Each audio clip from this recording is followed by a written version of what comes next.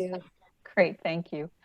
So I want to welcome everyone to the January 16th, 2021 meeting of the Humanist Society of Santa Barbara. Want to make you aware that we do have a Facebook page, which you can follow.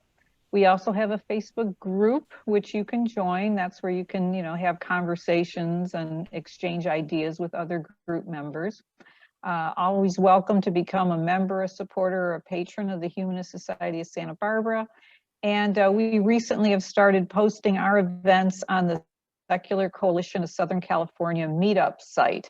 So that's how you can find out about events like this and future events that we're holding. So before we get to our main speaker, I wanted to just remind us that Monday is Martin Luther King Day. And I have a book recommendation. Pardon? It's a little bit out of focus. I can't help that. It might be on your side, man. So Martin Luther King Day, book recommendation. This is one of my very favorite books. I read it on a cross-country flight from Philadelphia to Los Angeles. And it's 11 of his speeches. And what's cool about this book is each speech is introduced with an essay that provides some historical context. So for example, Rosa Parks writes a 4-page essay introducing the address to the First Montgomery Improvement Association mass meeting of 1955. The Dalai Lama wrote the introductory essay about MLK's acceptance address for the Nobel Peace Prize. John Lewis wrote the address at the conclusion of the Selma to Montgomery March. Andrew Young introduced the I've Been to a Mountaintop speech that was given the night before the assassination. Andrew Young was there. And so it's just very, very interesting. When Martin Luther King, when he was assassinated, I was 10 years old. And so for me, going back through the history of these speeches and the context in which they were all created was, I found very interesting. And might be an appropriate remembrance on MLK Day. So with that, I'm going to turn it over to Nan Cisney to introduce our speaker. Go ahead, Nan. Okay, it's a pleasure to introduce Dr. Annabelle Ford. She has just won a large grant from the National Science Foundation, and it is to be used to support her valuable work in Central America. In the early 80s, Dr. Ford was surveying and mapping in the lowlands of Guatemala when she encountered an ancient Maya city. It's now called El Pilar. This city was located on a disputed area on the boundary of Guatemala and Belize. But thanks to Annabelle Ford, this area is now a peace park. It's protected and managed by both countries, and it serves as an educational museum and as a laboratory for scientists such as herself and her team of scientists. Dr. Ford is interested, she has identified the foods that the plants that the ancient Maya grew. The plants for foodstuffs, for material for constructing their homes, and for medicine. And in order to do this, they have used cutting-edge scientific techniques. For instance, National Geographic provided a grant for them to go in and use LIDAR, a combination of light and radar, so they could create three-dimensional representations of the land. And using this research, it's been determined that this land was, and still is, being managed in a sustainable manner. And Dr. Ford's belief is that if we incorporated these traditional, sustainable methods of land utilization, that we would be able to address some of our pressing problems, such as scarcity of natural resources, sustainability, and climate change. And so now Dr. Ford will explain to us these traditional methods of land utilization and how we might steal a little bit of this wisdom. Dr. Ford. Thank you. So I think I want to share my screen. Can I do that now, Judy? Let's see. Yeah, I stopped sharing. Okay.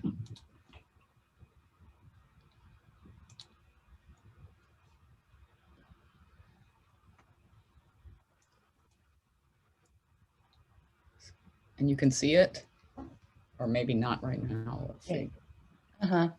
You can see it? Yes, it's perfect. Okay.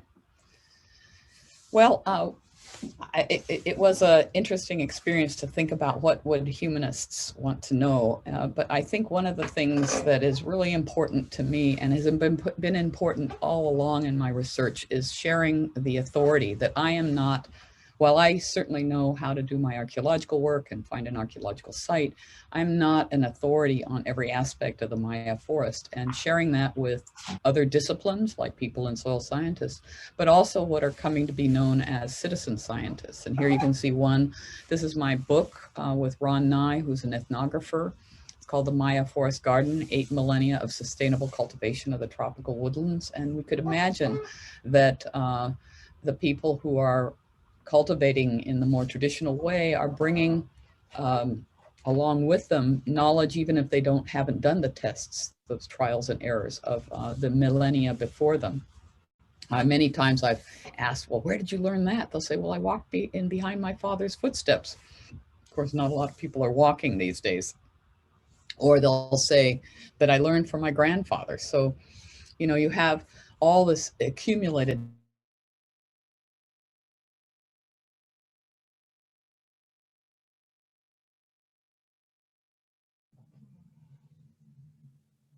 You somehow got muted again. Yeah, I don't know. Someone's going to have to, I don't know. That's weird. Anyway, let's hope it doesn't continue to happen. Wayne, keep an eye on that. Yeah. Well, it came up and gave a little notice, or you told me, somebody told me, huh? Okay. Okay, well, you know, that if I want to know about settlement and environment in the Maya area, it seems that I mean, I don't automatically know everything about the environment. I can see where it goes up and where it goes down. I can see where water might accumulate and where water would drain. But in terms of really understanding that environment, it seems that that the people who live there might be helpful. And if you take that sort of standpoint from the beginning, you actually can begin to learn about how people make ends meet and maneuver in this environment. I mean, so many things that were new to me when I came down there. Californian, I mean, when I look for the sun, it's right out there, like today. And but when you're in the forest, like I one time asked, I would always have to look at my compass to see what trail I'd want to take. And I say, they don't even pay attention. They just take the right way. I said, how did you do that? And they would say, oh, well, we watch the sun. So I had to learn how to see the sun in the forest. It looked a bunch of dappled to me. So many other things, how to find water, you know, how to recognize plants and animals. So, I mean, there's a lot of things that just on a daily life that one could learn. But then as I got into the project, I realized that the kinds of questions I really did want to know about settlement and environment related very much to this knowledge and of this traditional ecological knowledge. Now let's see, I don't want to make any mistakes here. When we think of this region, all of the Americas, in fact, we have to remember that these people came over the quote land bridge, but they arrived more than 12,000 years ago, and the skills that they brought and the knowledge they had of the environment was really very, very connected to that landscape. It was stone and fire. There were no draft animals. They didn't use any beasts of burden, and this was how the entire region was both settled and used. So the kind of life that the Maya developed was based on their own knowledge, their skill, and how they use stone and fire. Things that we in fact think might be like fire, very scary. But they have people who are particularly skilled in as fire managers. And this group of people that came, and it's not to even think of it as one expansion, but the earliest groups could have reached the Tierra del Fuego area in approximately 2,000 years, and how it's modeled. And this little picture, this inset here, is showing, based on these people looking at kinds of resources that hunter-gatherers would like. And you can see, well, California is pretty good, but look at Maya forest area. There's no reason there wouldn't have been people there. Where when I was first taking classes about the Maya, it was like they weren't there. And then when, I guess they came down with their little maize, 5 seeds of maize and a metate, and then they were able to occupy the area. But it's not reasonable to think that they weren't there. So they were there more than 12,000 years ago.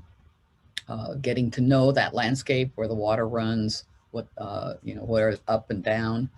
The area where I'm working is in this study area I've marked. It's really the Maya lowlands for the most part. And El Pilar, even though there won't be huge discussion about El Pilar, it really follows that this is where I've learned most of my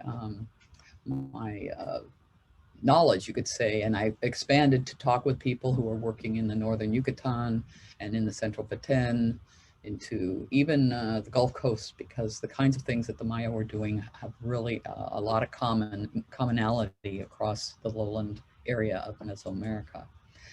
And when we think of this area today, we think of it as a humid and forested area with a broadleaf forest, but that wasn't always the way it was. 12,000 years ago, it was probably more like we might imagine open savanna with oaks and with pine. And it wasn't until about 8,000 years ago that it achieved the kind of vegetation that we see today. And you can see it's very much, I don't know how to, it's very much related to the to this precipitation. The precipitation was very arid, so it was dry and arid lands until about 8,000 years ago, when we go into this worldwide. We have this change in this area between 8,000 and 4,000 years ago.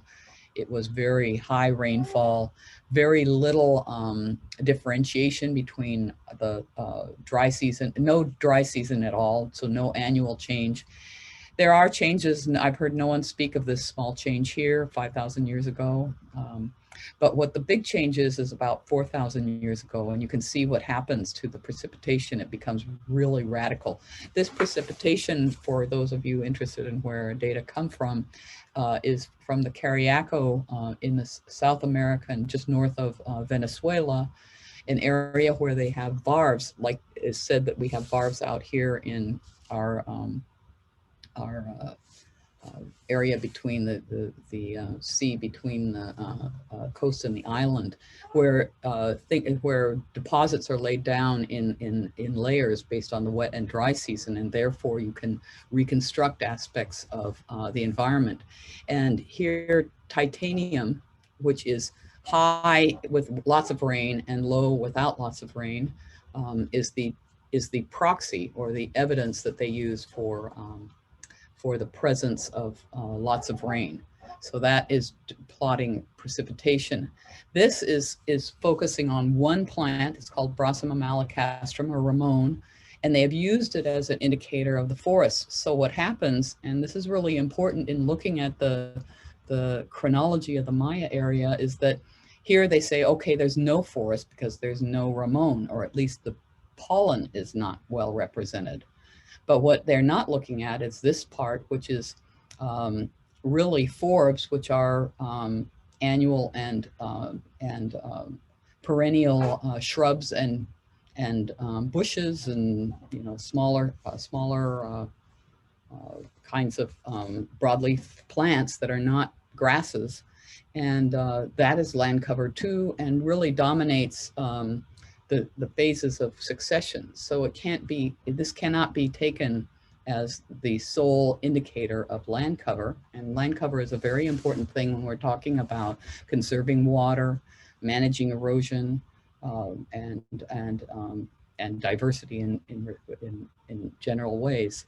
So that's one thing, and I hope that in my next slide or one of the slides, I'll talk a little about Ramon. Ramon is the only tree of the dominant trees of the Maya forest that is wind pollinated. And when you're looking at these cores of the lake cores, which these data are pollen from lake cores, what you're looking at is if you say a chew, that's the kind of thing that gets there. And it turns out that the pollen that is wind pollen is like 1% or 2% of tropical forests, and they're really only 10% of all the angiosperms that live in the world today. So while in some cases they're very helpful, I mean, obviously we can reconstruct a lot based on that.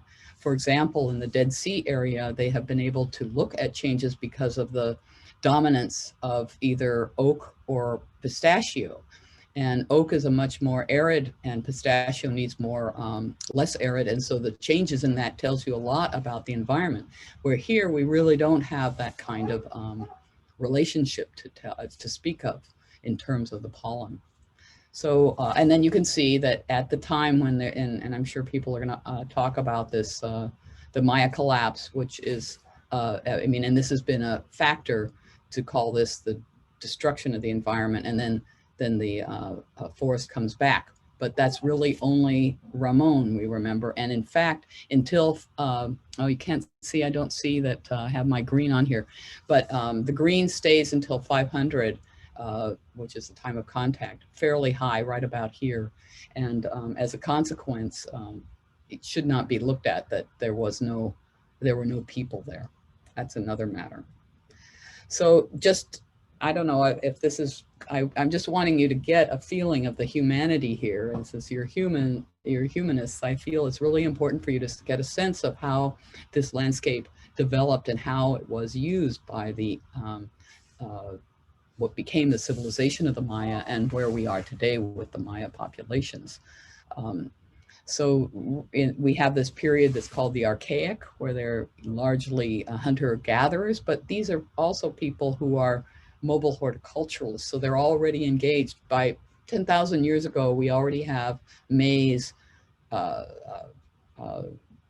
Chile, I can't remember all the others. There's also a lot of use of palms and even avocado. So there's a lot of different interactions they're having. Now, you know, how they're, you know, obviously if it's maize or chili, that has to be planted, but native trees of the Maya forest like avocado or mamey or other, even papaya, these would all likely be there and be manipulated, but not necessarily domesticated, because they're actually looking at the landscape as a domesticated landscape. After 4000, that big event, people started settling, and we actually start seeing houses. By about 3,500 years ago, there are evidence of houses, and then of course ceramics.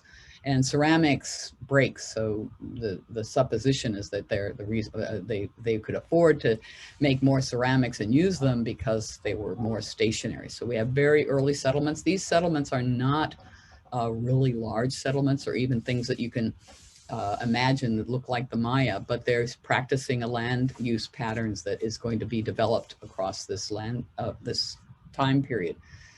This period after 3000 is really the time when we start seeing public architecture. So things that we might say are temples. There'll be very few of them, but they'll be emergent along all of the area that I call the Maya area, that on the map. As these developed, they started expanding civic ceremonial centers. Of course, as they settled, this Milpa forest garden cycle that I will be talking about became much more established. And in the Lake Classic, this is their height. This is when we think of, or anyone, if anyone has been to the Maya area and seen any of the big sites like Chichen Itza or Tikal or Copan, Palenque, these ones are all sites like El Pilar that reached their exuberance in the Lake Classic. They were built in the most, they expanded the most, they were most building, and the house sites, which is what I'm most interested in, reached their greatest extent. And we're talking 200 domestic structures per square kilometer, so 2 to 3 maybe in a hectare. That would be, a hectare is 2.5 acres, so 1 per acre. If you could think of 1 house per acre in the well occupied areas, the dense areas, that would be a way to think about the level of density. But 1 per acre means that they have landscape around them, these home gardens, which are really important factors in their whole land use. Then we have this period called the Turmoil Classic. Lots of debate about what's happening in that time period. A lot of times people say that the whole landscape was destroyed, that people left, the population left or died, I guess. I don't know, they disappear. And the only data we have, really the only good data we have, is that they weren't maintaining their civic ceremonial centers. But I liked you to think about some things like ghost towns, which were occupied in the West. Railway towns all across the United States are not anymore. They were booming and now they're not booming. And then of course, my favorite is Detroit, where they're actually, destroying buildings and creating gardens out of places that were once, Ford Motor Company facilities, and the wonderful railroad station there is completely gone.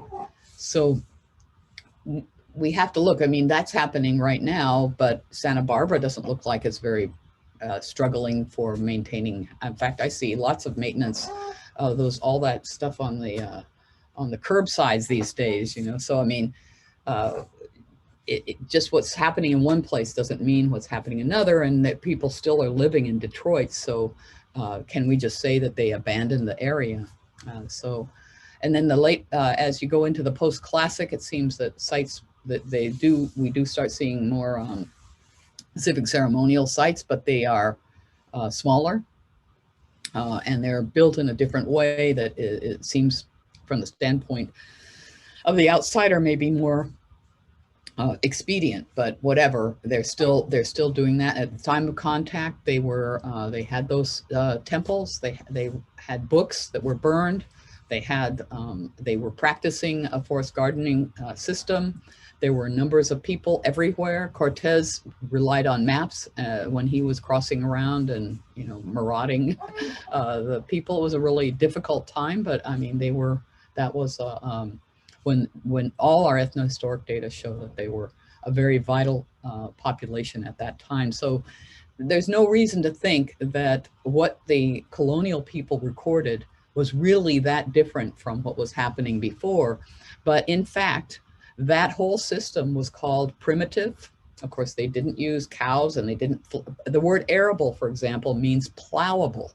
Arable is it's a Spanish word, but it also comes from Latin, means plow. So when we say the word, oh, that's arable land, we're saying it's plowable land. So our vision, if we want to look for good land and go to the Maya area, and we think you have to have deep soils to plow, we will misunderstand how the Maya used the landscape.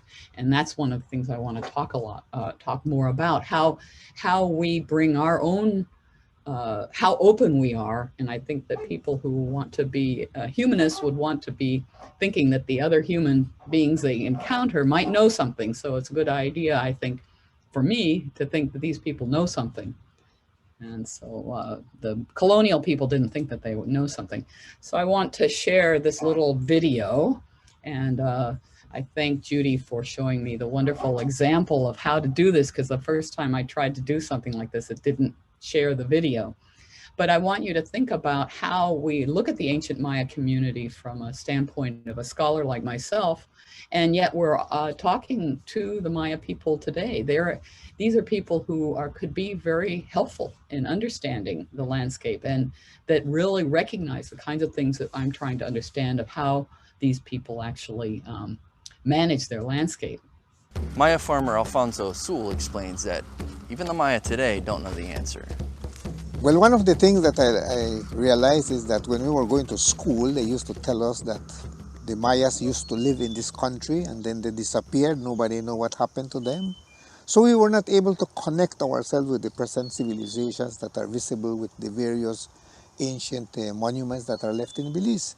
So one day I met a fellow from the US, I think, and he was looking at the ancient monuments in my farm.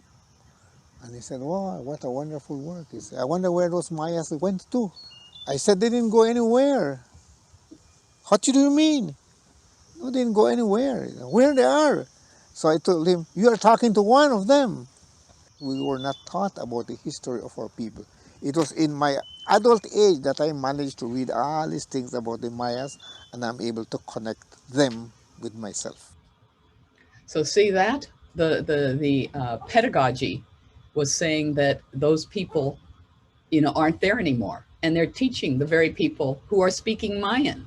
I mean, it's really, it's Maya phenomenal. farmer Alfonso. How do I get further? Okay. So what would attract people? You saw that within 2,000 years, hunters and gatherers would get to the Maya area. What would be an attraction there, and why would they stop there at all? Well, for farming, for good fruit, for any kind of tree that is edible, it's pretty much going to happen in what we call a high fertility area. Now, even to show anything in the Amazon, I had to say medium and high fertility, because in the Amazon, most of the area is the soils are growing over no bedrock. They're very, very, very old, and there's no real resources for plants to use. So the big resources are along the rivers. But in the Maya forest, it's the well-drained uplands. And you can see the relationship of Amazon to the Maya forest here, both tropical areas, and we might slam them together into one idea of a tropical forest, but in fact, they're very different. The Maya forest has a limestone base, which is 60 million years old, or about 60 million years old, and that's apparently very young. It's got lots of minerals, especially calcium, which is extraordinarily important, makes things basic.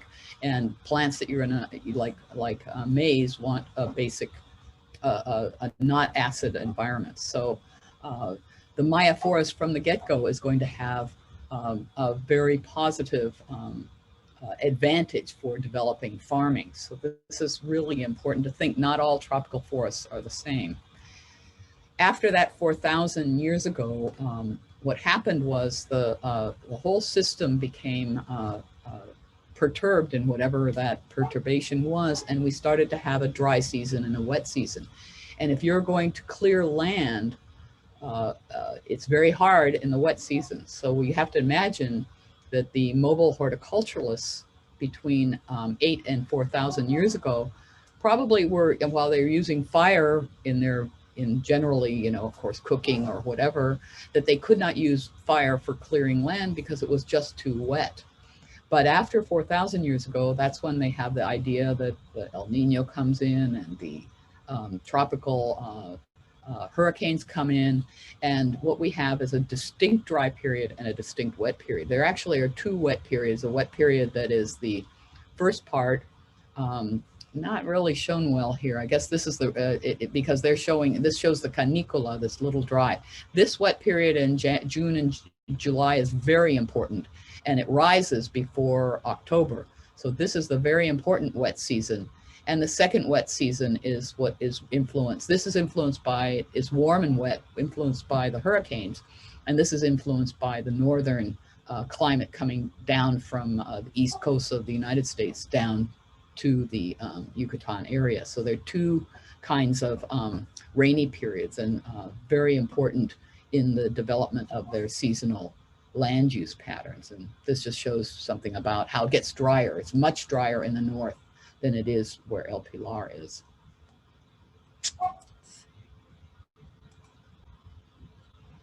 Oh yeah, there's El Pilar. So here are the dominant plants of the Maya forest. Every one of these plants is useful.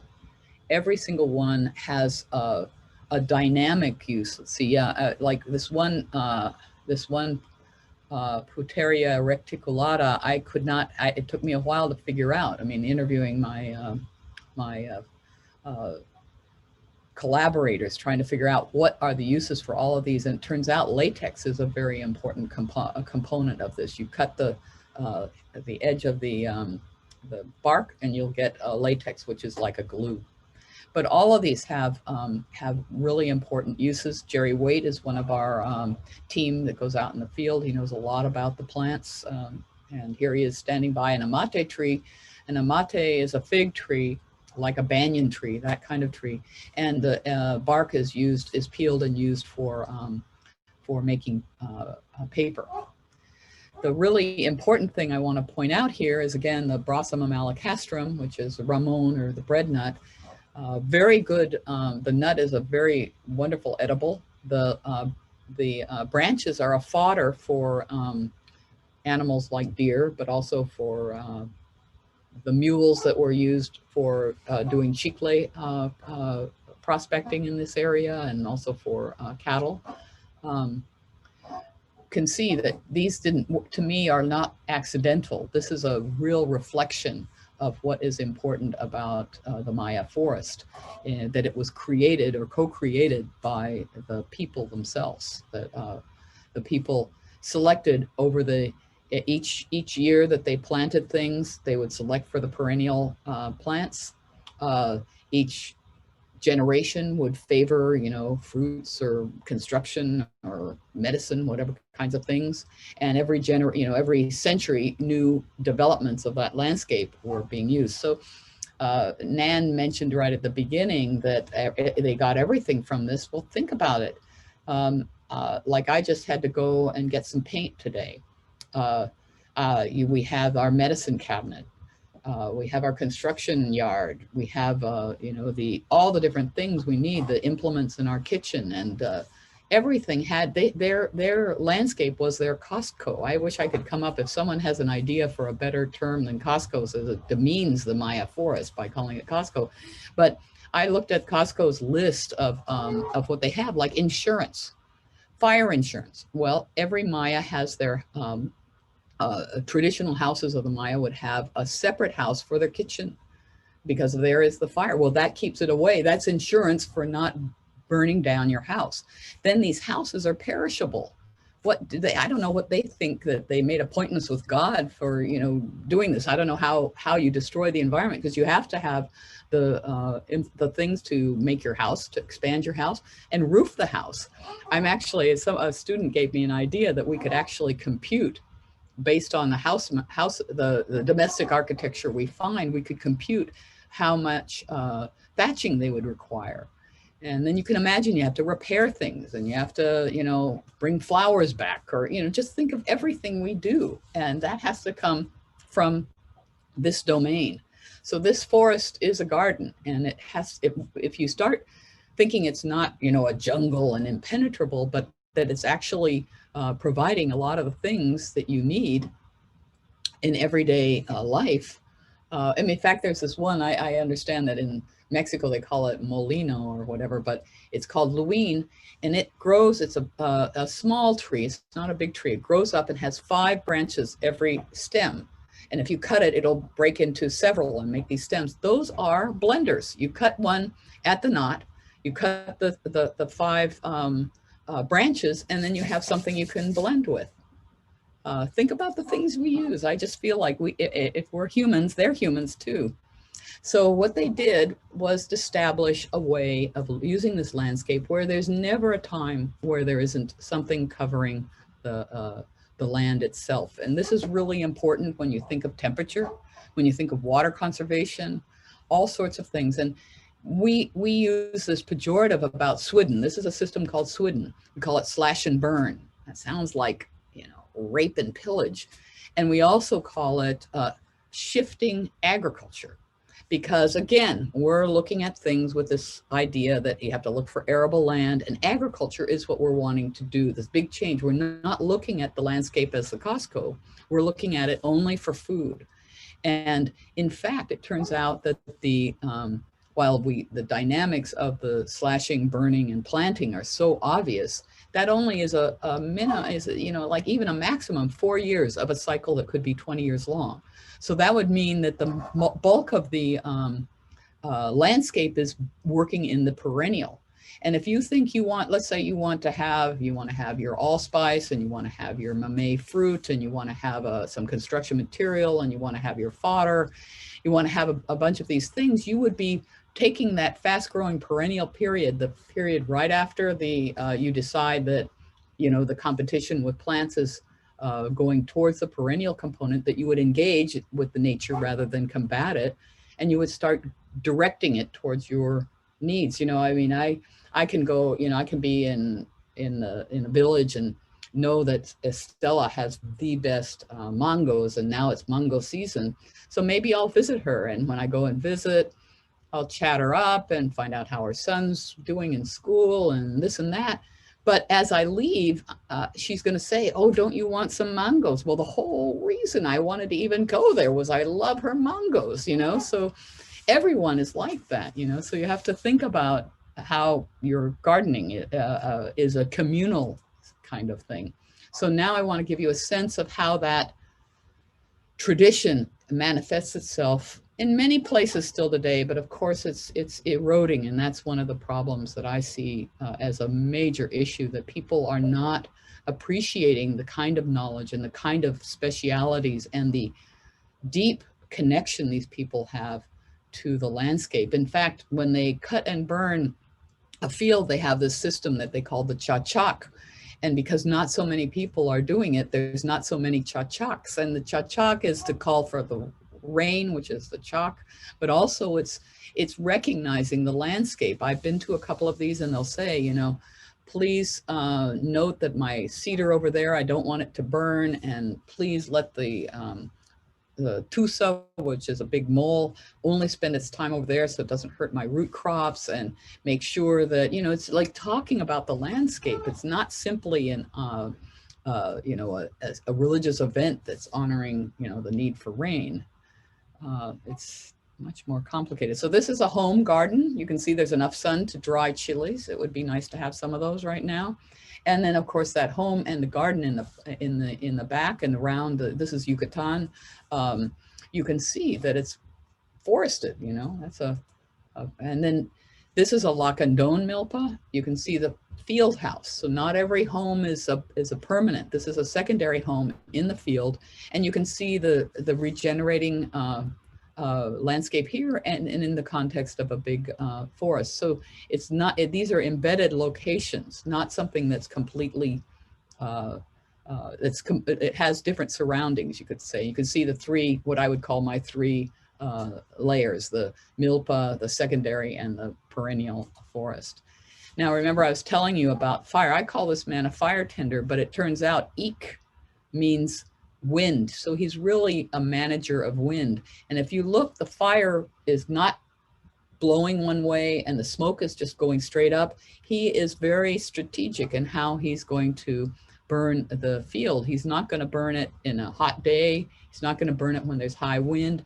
He's already set a backfire because he's actually going around now and lighting the bushy parts. And this is a really important job. It's not everyone has as much talent as this particular individual, and they're called in the community to do this one part, the burning. Now today, there's just not a lot of these people around, and we're seeing wildfires going along in the dry period, because it's very dry. You know, I can have April without even any rain. And just this May, early May, about 40% of the 20 square kilometers, almost all, I would say up to 80% in the Belize side of El Pilar burned really tragically, because people were lighting fires in a time when it was windy and hot. I mean, makes complete nonsense. Here's what a field looks like once a complete burn. You can see that the ash has been dropped right down into the land. There's almost really a good burn, this we would call a good burn. But you can see there's also trees, and these branches, these things that are small stumps, are cut at an angle, and these will respond and produce shoots. It won't necessarily be dead after the fire. So in fact, although some of the ecologists think I just love trees and think the Maya are so great, they've had to admit there are many, many trees that respond to, that do not die and respond to fire. There's one palm called corozo or cahoon, and in fact, when it burns, it grows better. You cannot cut it down, it comes back. You can't burn it up, it comes back. The only way you can take its life is cut out its heart, and you can eat it. So I mean, it's a really I call it a subsidy from nature. It also produces palm fronds you can use as thatching. It has a nut that you can make oil out of. It's an activated charcoal, the charcoal that comes from that nut. So it's a very subsidy from nature, I call it.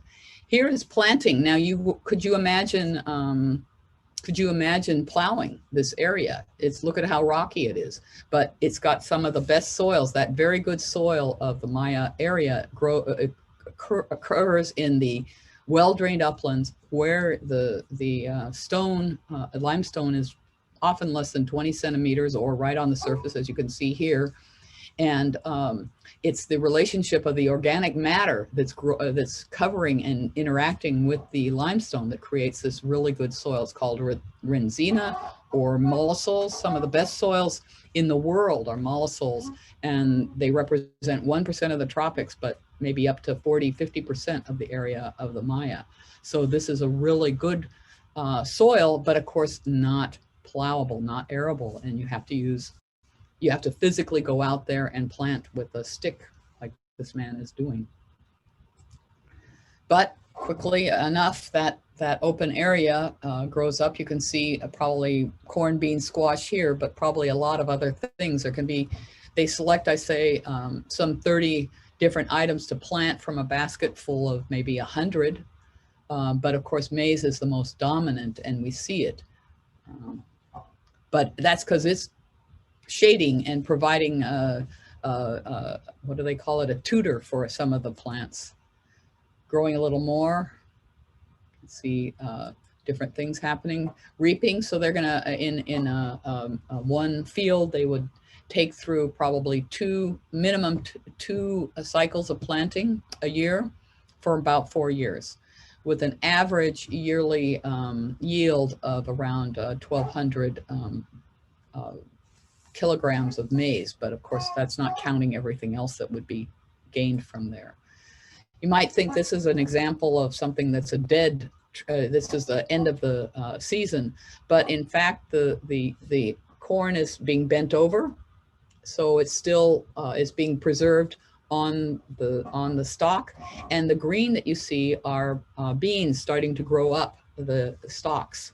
So this is a very active field still, even though you might not think so.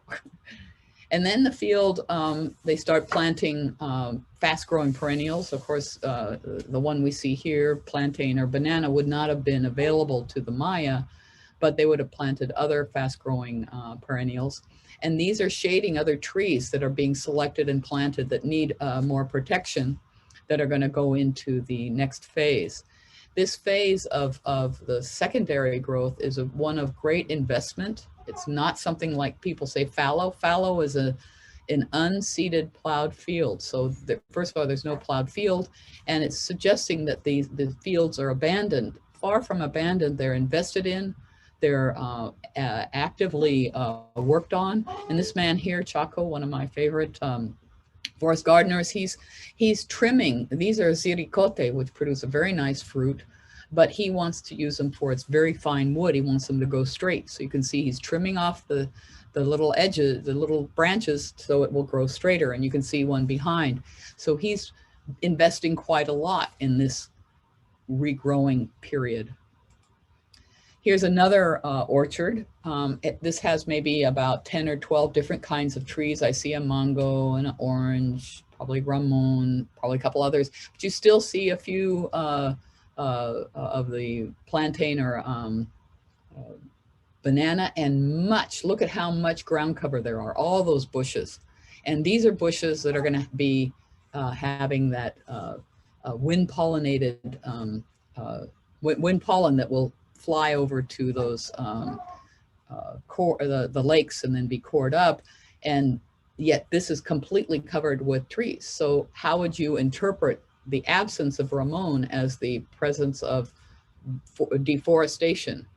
We have to be very careful and understand the landscape more, and really work with people who are using that landscape to understand what's really happening. Here is a very special forest, and it's kind of a neat one to show. It's allspice. Allspice comes from the same family as eucalyptus, and you know how eucalyptus doesn't like to have anything, doesn't let anything grow beneath it.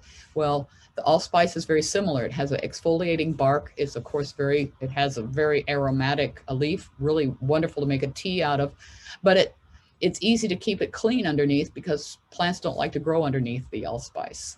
And this is the farmer who is here, or the forest gardener here, says he's a rich forest gardener. He doesn't like to call himself a milpero. They think of that as bad, because he can earn in the order of a couple of $1,000 just for the 2 months you reap the allspice in this allspice forest. And it's not everything that, of course, he has. And here's my friend Chaco again, and he calls this his retirement. So that's a mahogany tree, but in this is a bunch of other things: thatching, nuts, vines for binding, all kinds of other things are in here. And on average, a forest gardener would have maybe 50% or even more of his land, what he calls reserve. He doesn't call it reserve like don't touch it, but it's a place where you can get animals and plants that you might need in different ways. So how do we take this to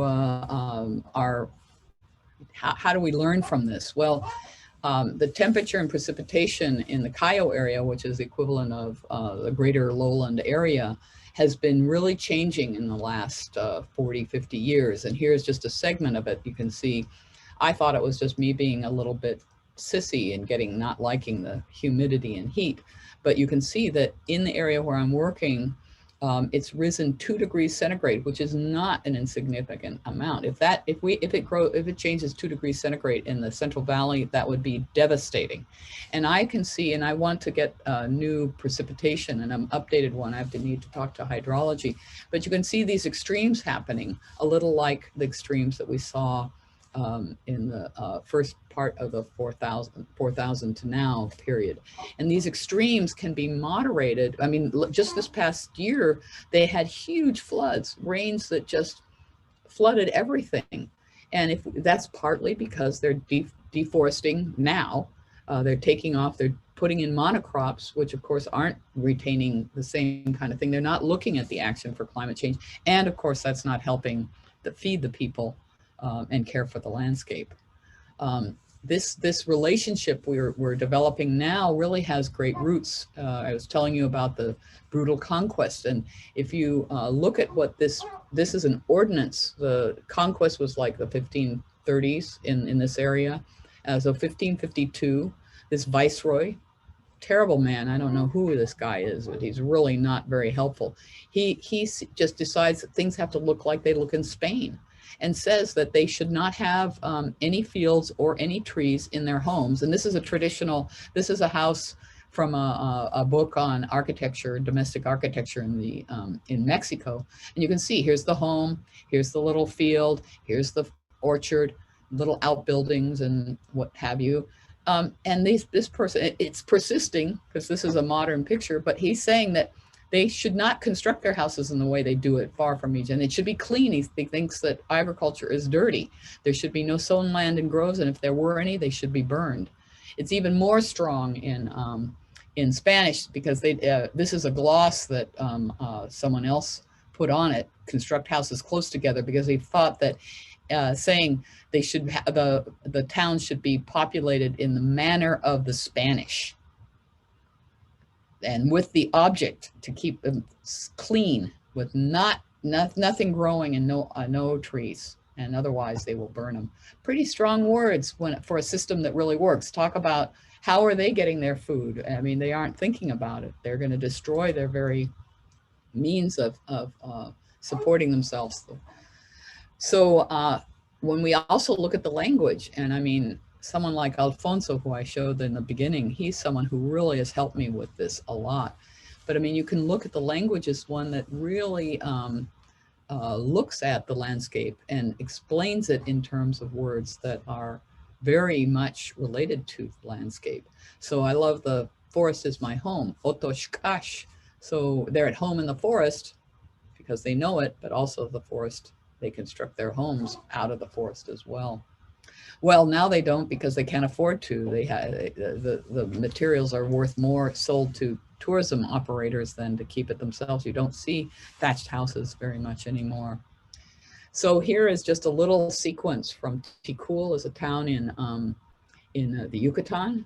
And just to show that this infield model and the outfield model is still very much present today.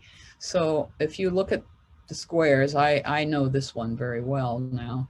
This is cleared, you can see, and this is an orchard. You can see some structures. These things do change. But then, what's happening? Here's 2010. You can see it's changed. This is now has vegetation, and now the clearing's over here. And seems very strange. It keeps going back. I don't know what, we should get another one. Here we are. This is the next one, and you can see again more changes. So the dynamic use of the landscape in their backyards or around these homes, even though Medell wanted to legislate against, is still being persistent today. Let's see if we can ever get out of there. I don't know, maybe I have to do it here. I was touching something else.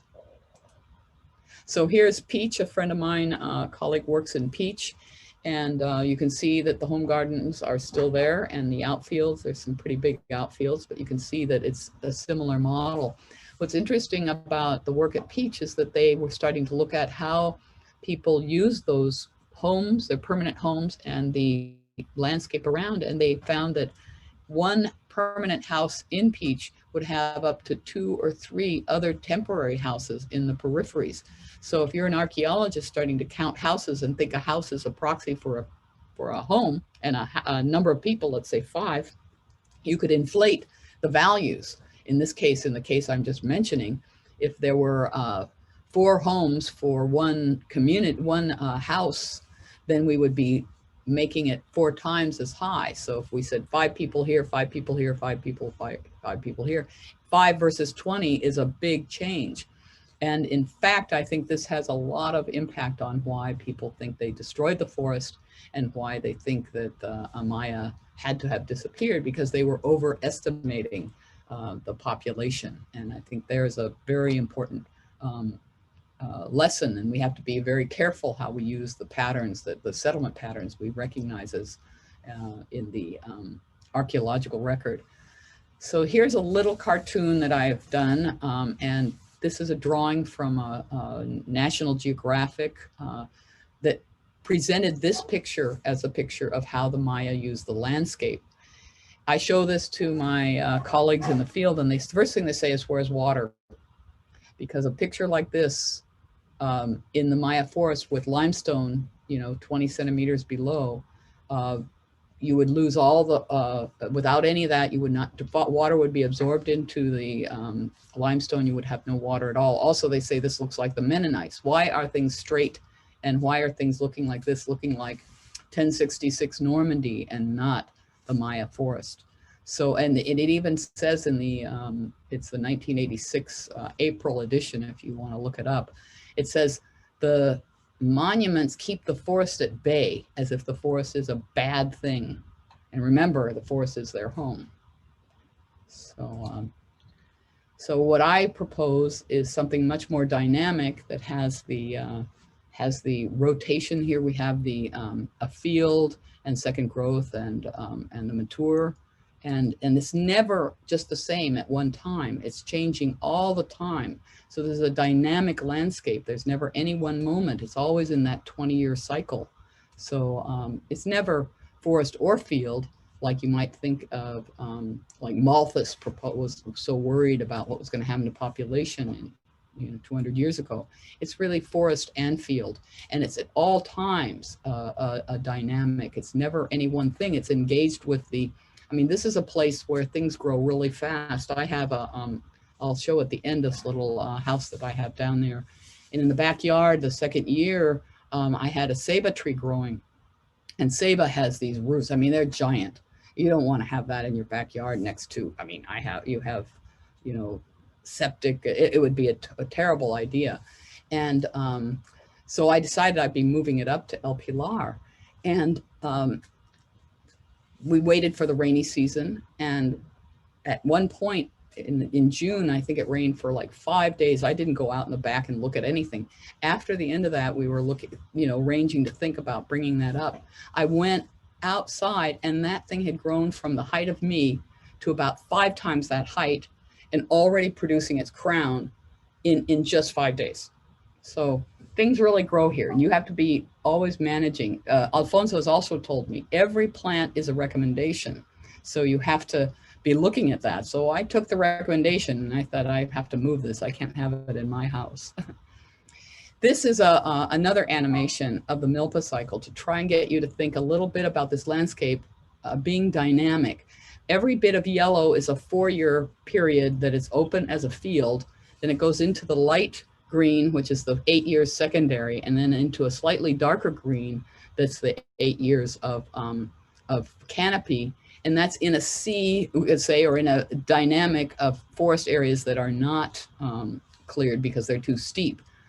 So this is using that LIDAR that Nan mentioned, excluding everything that's greater than 7 degrees slope, excluding everything that's architecture. The white you can see is architecture, and anything we thought looked like a permanent house, that is something with 2 structures or more and not a small house, we put a little, we put the home garden around. That's that funny ring of a brighter green, you could say.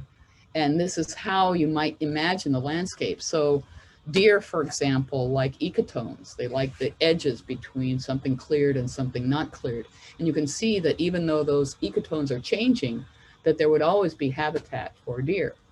And mature trees that are over 8 years will be producing fruit for a long time. So you can imagine that those are really important. Meanwhile, also the trees that are valued will be preserved in the, they have favored trees that when they clear the forest for a field, they won't clear. So you can imagine this much more dynamically. I hope that you can understand that, get appreciation, because this is a project where actually the National Science Foundation work will start bringing more to this, because this doesn't have the soil qualities in yet. And we want to understand yield and see if we could feed all the people, the population here. So this is really a starting point for us. I mean, it's a very exciting thing for me to see. I don't know if it looks exciting to you. And the way we're learning about this is from these wonderful people I call the heroes of the Maya forest, who are people who are have been helping me, who have been willing to share their ideas and thoughts. But one of the things that's worrying me very much, Beatriz, one of the wonderful midwives and medicine women, she died. Leonardo Obando, who had a great bees, he favored bees, he had cows, but he had lots of Ramon, he's died. Alcario Cano, we have a school project, I think I might mention something about that, and he was really a principal involvement in that. He wanted to call it Kanankash, which means well cared for bush or forest.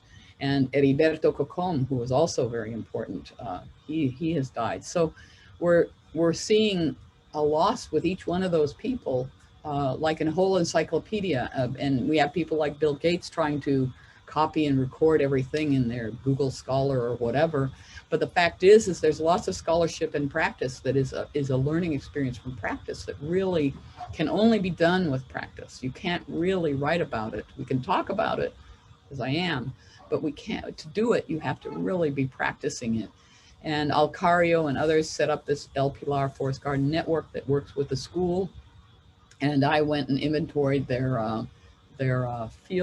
home gardens, and give you a sense of the diversity of their gardens. Total, this is all 18 people, but they cover everything, and they really show a very, very big concern. And they even say it's not big ideas, it's just action and practice. These doesn't require huge amounts of money, just support. And in fact, Alcario Cano had a field that he could not clear because it was steep, and the agriculture was telling him that they would take it back. And he had me write a letter saying that this was a forest garden. And he was very upset that they would think they couldn't tell that it was cultivated. Same thing like that Medell guy. So really this contemporary forest garden really wakens me to the idea of what can be an adaptation to these landscapes that that engage with the forest rather than combat the forest, and really show how we can practice a great system that will preserve the forest and the gardens. So despite the brutal conquest and all the misunderstandings, of the value of this Milpa forest garden cycle, we still have forest gardeners, and they have really stood up to help me and both understand, they interpret the Maya landscape, and also to see how the practice works. And this is that the school garden that we've been working on. It's kind of funny. Our project is No Child Left Indoors, and we're actually having some very good opportunities even in this time period where I've been able to get kids to count the trees in their yards, even remotely.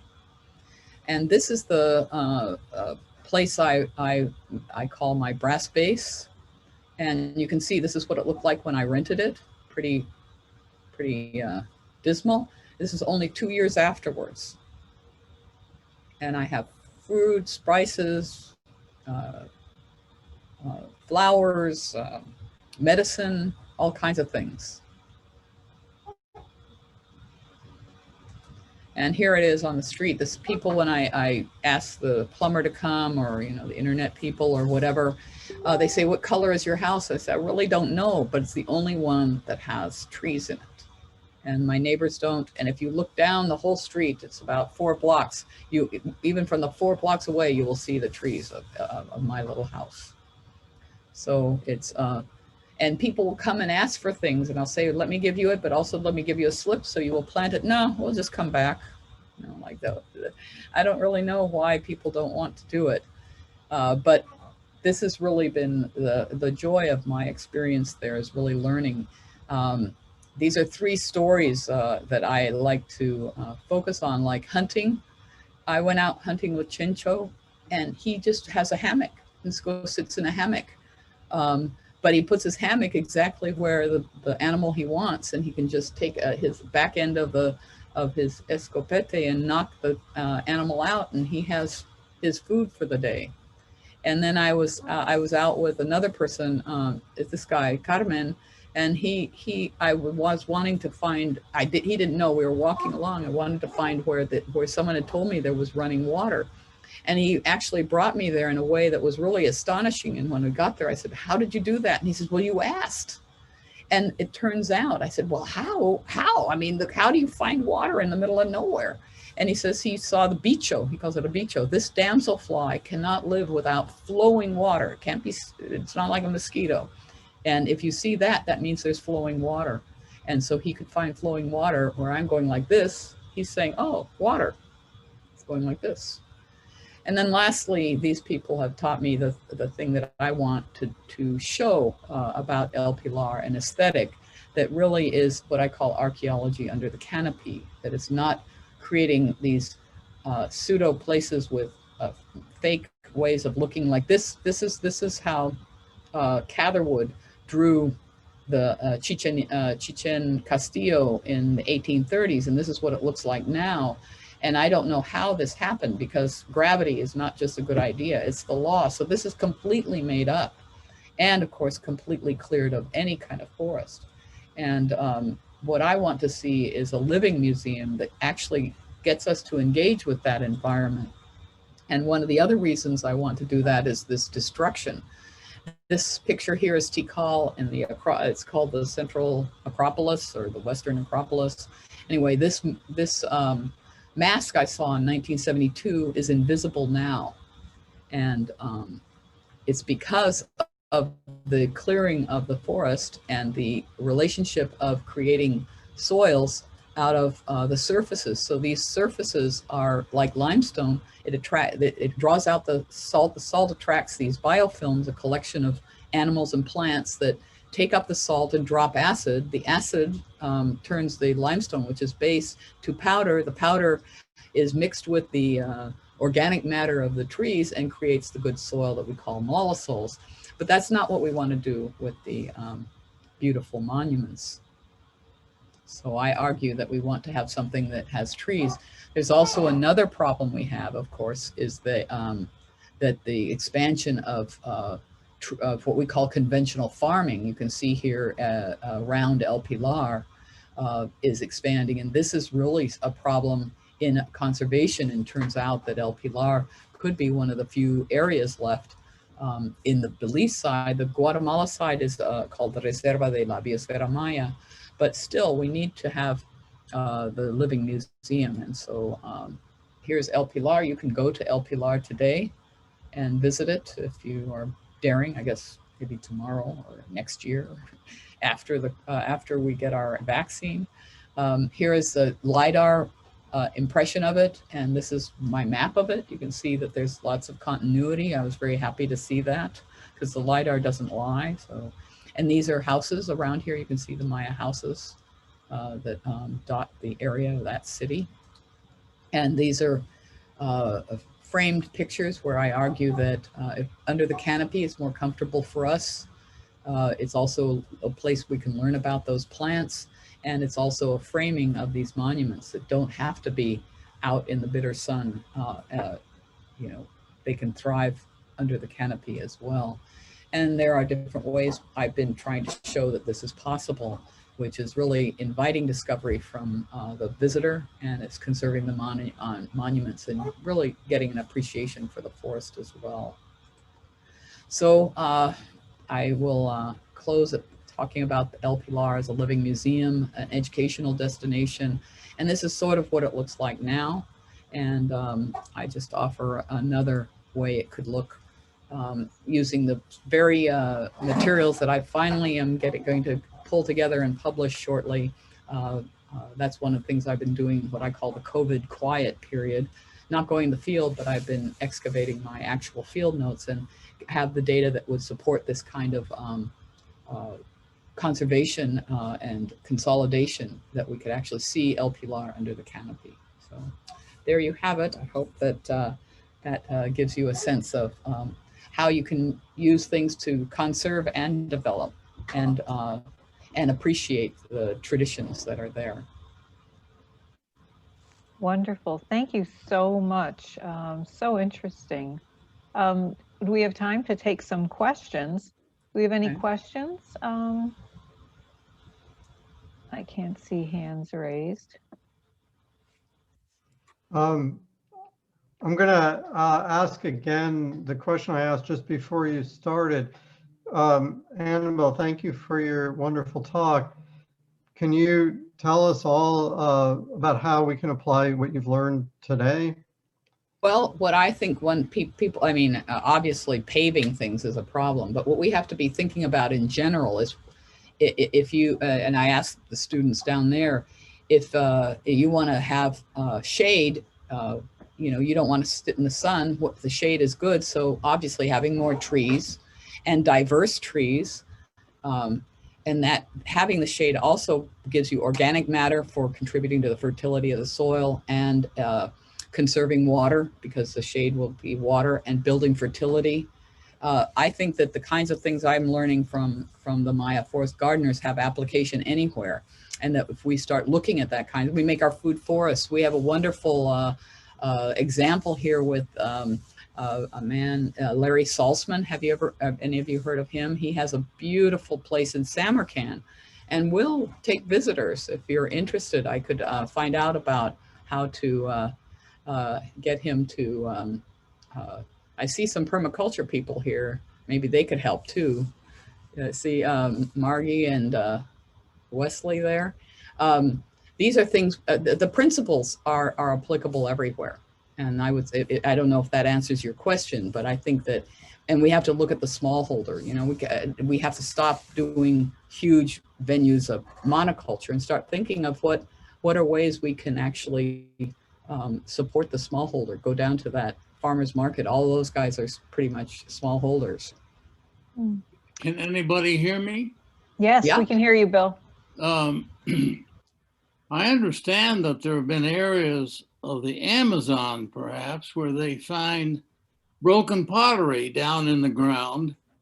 When they decided that agriculture used broken pottery to control water, is that true? Is that Well, it's a little more complicated, but you're talking about the Terra Preta, India. And these are archaeological sites. The broken pottery is part of the archaeological site.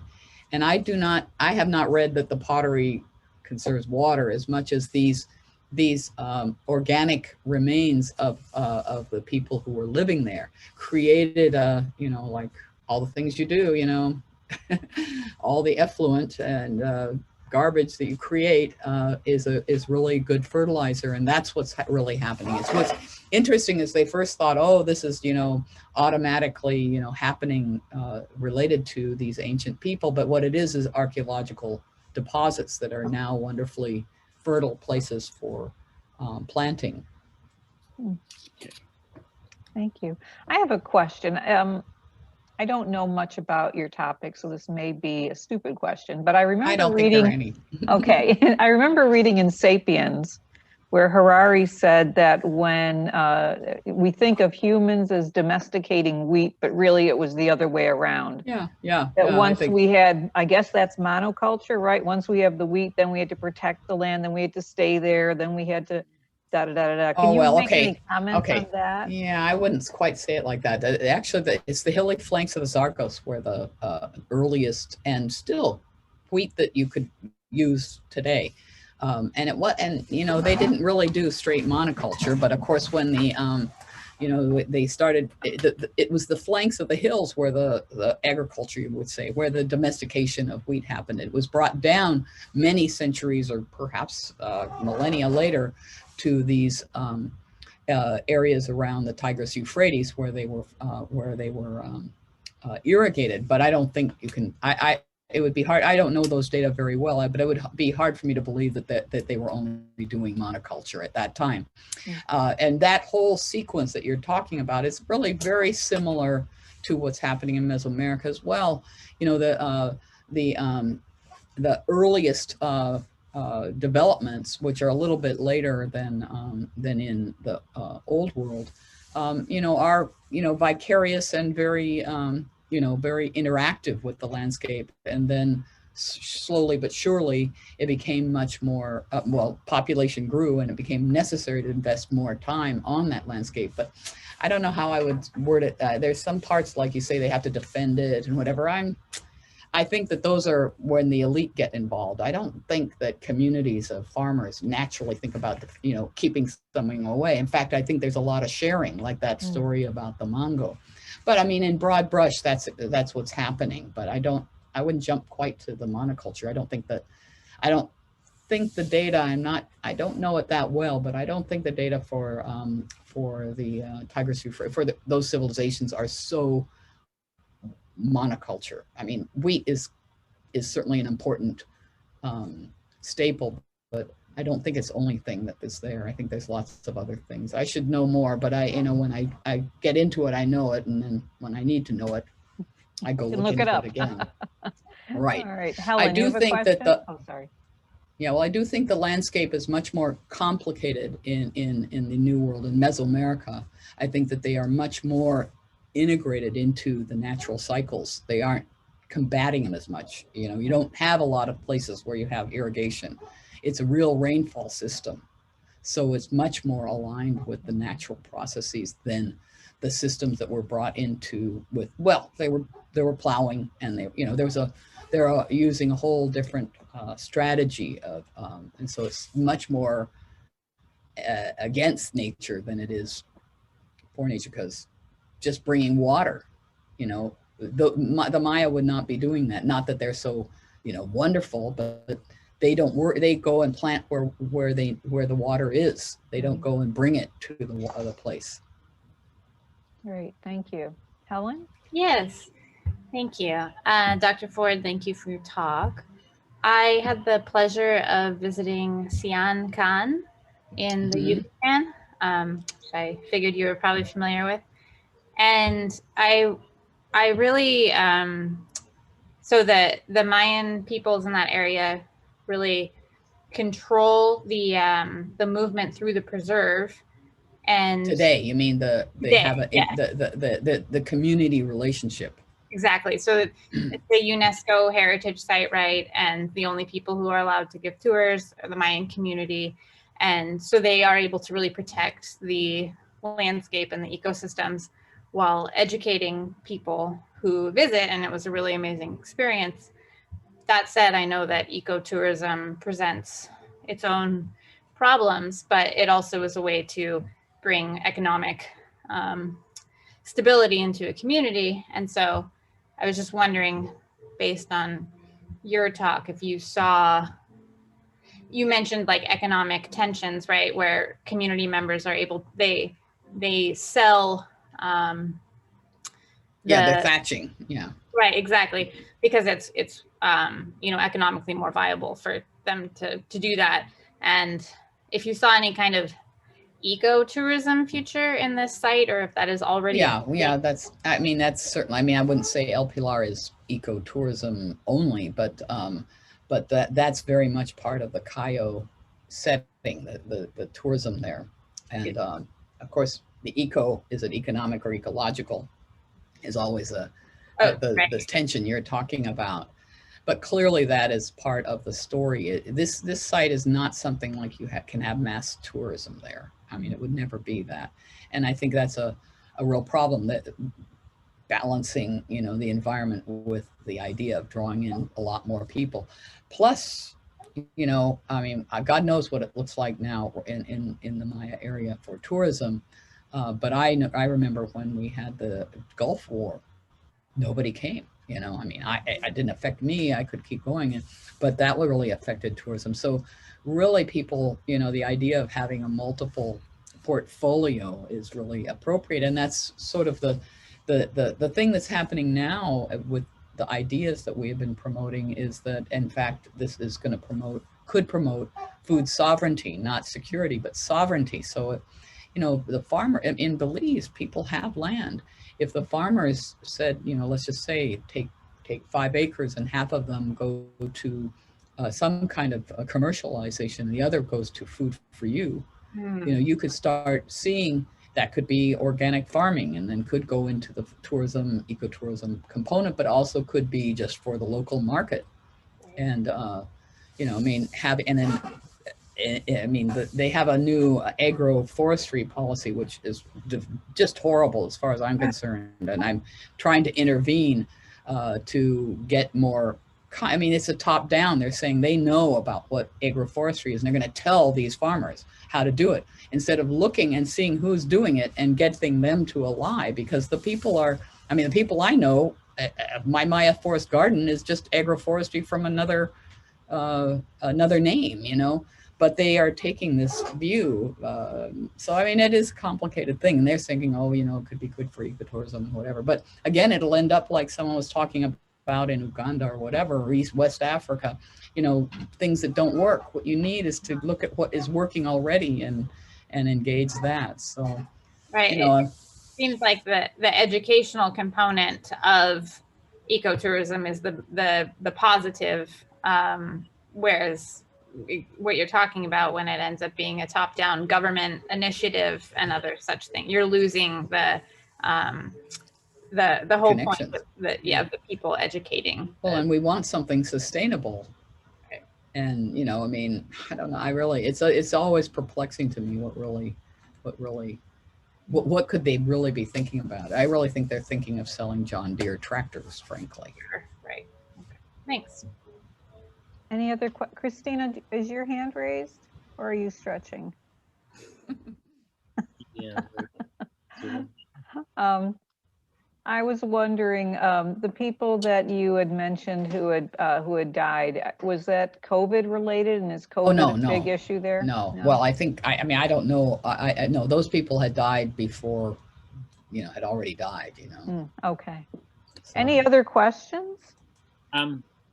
Say who you are. This is Wesley Rowe, Annabelle, and I remember Yeah, it's really good to listen to your talk again. I'm really always inspired when I hear it. And your continual work is really impressive. But you know, I think 8 years ago, you brought a group of the farmers to the Natural Right. History Museum, and we Correct. interacted with them. You took them up to Larry's place, That's Larry right. Salsman, Mhm. to show them. So they were really fascinated to see what a food forest was looking in here in California in the drylands versus what they had. And so we had conversations with them. There was an older guy that you introduced. Is he passed? Yeah, Alfonso. No, he's still around. He's the one that talked. Yeah, he's Okay. I talked to him about a month and a half ago. I should try to talk to him again. Oh, He eschews all these. I mean, Narciso has WhatsApp. I can talk to him, but I have to go through the daughters to talk to Alfonso. okay. No, we were so. It was such But a. we have to bring, maybe this group would help us bring them up again, because I would like to bring some people up here to go look at the permaculture, you know, have some kind of relationship and bring their ideas, because Alfonso could understand exactly what Salsman was doing, you know. Oh yeah, it was amazing. Larry and him hanging out together. Yeah, it was beautiful. A conversation of being on the landscape. That's the beauty, you know. And that's the practice part of it, you know. Yeah, right. Oh no, that was beauul. It'd be nice to have them come again once. For all of us. Yeah, you know, I asked the chancellor if there was any kind of award we could give Narciso, who has been with me since 1983, and he had conceived something. We were going to do it last fall, but of course that didn't happen. But maybe we could come up with something together to bring him up, and he would get this award. It would be a chancellor's award for research, and give him a permaculture award or something. That would give him a humanist award for being willing to talk to me. What a share. He's a wonderful sharer. Oh my God, you can't have. He has some. He planted some. What are the things that the silkworms? What is that berry? Right. The mulberry, and he has them, and you know how delicate they are. And when I pick them, they just go right into my mouth. One time, and he only rides a bike. He collected a little box of them and rode a bike all the way in several miles. I mean, I'd say about 5 miles to give me some mulberries. It was really lovely. Right. Yeah, I think with people, when they look at it, because it's such a multi-level, multi-story, it first looks green. That's right. When people can't tell any difference, but it takes a while. There was a young guy who came from Santa Barbara down there. I'm trying to remember him. That's Corey. Yes. Yeah. And the first time Oh my God. He was wonderful. First time I asked him, how's it going? He said, it just looks green. You're going to have to stay for a while till the layers sort themselves out. Yeah. He actually spent some time. He lived with Narciso and went out, you know, and, you know, took the beans. He did a whole lot of practice. He was lovely. Yeah. I think he's at UCSB now. He's come back. Oh, really? I don't know where. I mean, I know he got married and had a baby, so I'm not so sure. But it'd be great if he's at UCSB. This was about 1.5 years ago. He contacted us, and then he dropped off the plate again. The radar again. Sure, but he was at. You know, he was. Do you know what he was doing? You guys would be interested in having him give a talk. He was out there putting water in stations at the border to make sure people had water. Wow. Yeah, we have had little contact with him, except just briefly. He came across in Lincoln, and you know, just said to me, "Hi, I'm at the university," and then he kind of disappeared. So well, I might be able to know where his parents are, because he planted chaya. And he really my chaya was doing really well with him. Oh, that's so we should find, if we can get him get some of those get a pair of forest gardeners up and get Corey back online and have a great event. Yes. Great. Thank you. I think Judy Fontana, you have a question? What language do they speak? Are they bilingual in Spanish and a Mayan dialect? Or Maya language? There are not that many people speak Mayan, but when I go out with Alfonso, who not only speaks Mayan, but insists on maintaining it and even has taught it in schools, I find that people I knew, like Alcario, we walked in and he just started speaking Mayan to him, and I mean, I never asked. I speak Spanish and English, you know, but Spanish is definitely preferred in the villages where I work. But everyone has some grasp of English, and it's Creole. Don Kalhala Geta Bigma on the other side of the river. So we have Creole also.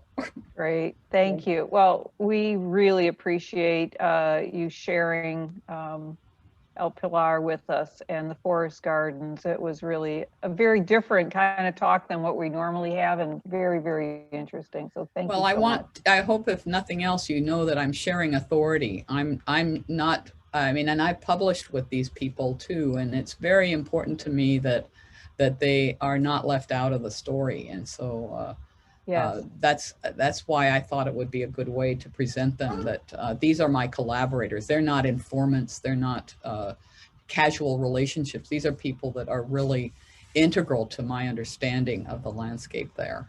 Yes, thank you. Colin, did you have a comment you wanted to make? You know, with as much sensitivity as people's time as possible. I don't know if we're running a little bit over or trying to wrap up, but I just wanted to thank Dr. Ford and everyone that's shared questions and comments during the session, and also just make a quick note. I'm planning to send Dr. Ford an email actually after this, but just the idea of peace and negotiation and community development as being so important with any kind of land use issues, especially cross-border or near border ones. I'm really appreciative, Dr. Ford, that you mentioned the peace park concept. I have some contact with the Karen, the Thailand Myanmar border people. Wow. And there's a really wonderful peace park that's on the Myanmar side that's getting a lot of attention right now and winning some awards, because just those border issues that I learned about when I was in Belize, you know, in the Chiquiboul and Caracol and different places where there have been a lot of conflicts with rangers and different folks there, are ones that, just made a big impression on me at that time. So that's great. Well, let's keep in touch, and I'm really, really glad. I'll be interested to know what you thought of El Pilar, your own self. Yeah, thanks. I'm in a peace studies program at the University of San Diego with the Joan Kroc School of Peace and Justice there. Well, so maybe, you know, the Peace Park Initiative is something that really needs to get picked up. They passed, both countries passed the referendum to go to the International Court of Justice. Right. So that has sort of changed the topic, because before, somehow in the 90s, when I actually started the whole idea, Belize wasn't threatened. Guatemala was, but I got them together. But then with these things that happened, like in the Chiquiboul, they started getting hostile, and you couldn't bring it up to Belize, and then it was often difficult in Guatemala as well. But now we're in a position, apart from the COVID, because really, a year ago when I was there, the Guatemalan ambassador wanted to support a kind of project that I was proposing, and the Foreign Affairs were wanting to support something. God knows. I mean, now we have a new administration too, so. Thank goodness. Well, thanks to you. Down and there. Thanks to Bart. Okay, well, hey, we'll take what we can get. But thanks to you and Bart from Maya Mountain Lodge for helping set up visits there with some Mayan guides and whatnot. So I'll look forward to being in touch with you. Thank you. Great. Thank you. Yeah, thanks again. The last thing I'd like to do is share a couple of upcoming events we have. And then if you're available, Dr. Ford, if there are people who want to stick around and have a little conversation, we could continue. But let me let them know about a few things we've got coming up. Mark your calendars. Dave has been doing the monthly COVID-19 pandemic updates, and we're going to do one on Valentine's Day, which will mark essentially a year since he did his first one last February 15th, and then again on March 14th, and the Zoom link is there. Also in February 20th, we have Ridvan Aydemir, the apostate prophet. He is a ex-Muslim, Turkish, German YouTuber known for his common sense, often humorous critiques against the religion that he left, Islam. And he's got 254,000 followers since starting his YouTube channel. So I would, very interesting guy, and he's going to be here on Zoom on the 20th of February. And then Daryl Ray's coming back in March, talking about recovering from religion and how his organizations, Recovering from Religion and the Secular Therapy Project, help people in their journey. And then we just confirmed this week Dr. Marg Juergensmeyer from UCSB talking about Proud Boys and white nationalists. Are they really Christian terrorists? And that's coming up in April. So I hope you're all able to join us if those topics are of interest to you. And I just want to thank everyone for attending, and Dr. Ford again for her presentation. And if there are any additional questions, I'll open the floor now for that, but otherwise we're complete. So thank you all for coming.